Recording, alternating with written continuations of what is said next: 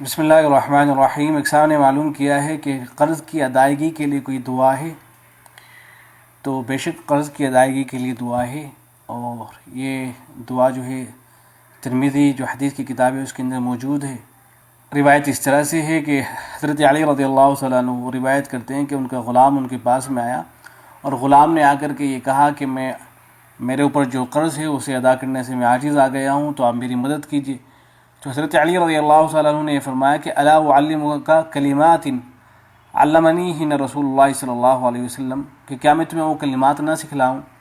جو رسول اکرم صلی اللہ علیہ وسلم نے مجھے سکھلائے ہیں۔ پھر آگے یہ فرمایا کہ اگر تمہارے اوپر پہاڑ کے برابر بھی قرض ہوگا تو اللہ تبارک و تعالیٰ اسے بھی تمہاری طرف سے ادا فرما دیں گے، اس کی بھی ادائیگی کا انتظام فرما دیں گے اللہ رب العزت۔ اور پھر حضرت علی نے وہ کلمات سکھلائے، فرمایا کہ یہ پڑھا کرو: اللہم اکفنی بحلالک عن حرامک واغننی بفضلک عمن سواک، اللہم اکفنی بحلالک عن حرامک واغننی بفضلک عمن سواک۔ یہ نہایت ہی مفید دعا ہے،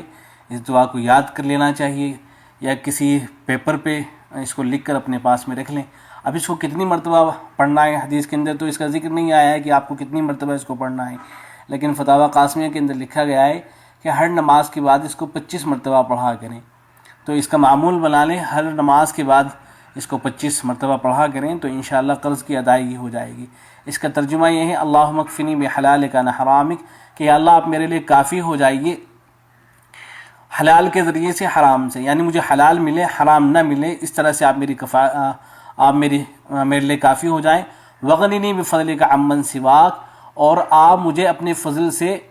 آپ کے علاوہ سے بے نیاز کر دیجئے، یعنی آپ مجھے ایسا بنا دیجئے کہ بس مجھے آپ کی ضرورت رہے، آپ کے علاوہ کسی اور کی مجھے ضرورت نہ رہے۔ تو یہ بڑی ہی مفید دعا ہے۔ عام طور سے جو وظیفے بیان کے بتائے جاتے ہیں وہ بزرگان دین کے بتائے ہوئے ہوتے ہیں، لیکن جو حدیثیں ہوتی ہیں، جو کلمات حدیثوں کے ذریعے سے آتی ہیں، اللہ کے نبی صلی اللہ علیہ وسلم کے جو سکھلائے ہوئے کلمات ہوتے ہیں ان کے اندر بڑا اثر ہوتا ہے، تو لہٰذا اس دعا کو یاد کر لیں اور ہر نماز کے بعد 25 مرتبہ اس کو پڑھا کریں، تو انشاءاللہ